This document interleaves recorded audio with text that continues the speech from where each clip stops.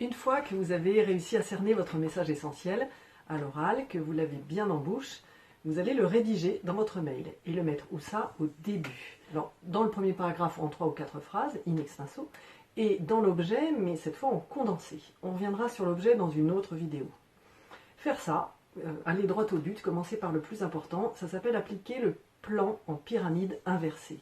Plan en pyramide inversée par rapport au plan scolaire. À l'école, on a tous appris à rédiger de la même façon, introduction, développement, conclusion, ou aussi thèse, antithèse, synthèse. Ce plan convenait très bien pour développer notre faculté à organiser nos idées, à structurer la pensée, à argumenter. En revanche, pour informer, il convient nettement moins bien. Donc on va privilégier le plan en pyramide inversée qui est dans une logique d'information par opposition à une logique de justification.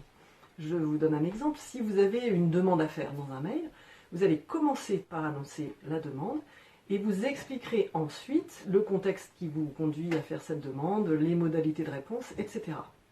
Il y a 3 avantages principaux à procéder de cette façon. Premier avantage, c'est que le lecteur ne risque pas de passer à côté du message, il le verra tout de suite.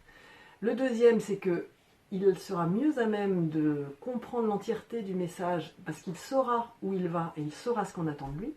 Et puis surtout, il sera libre, en fonction de ses besoins, du temps dont il dispose, d'approfondir ou pas sa lecture. En résumé, privilégiez le voilà parce que au parce que voilà.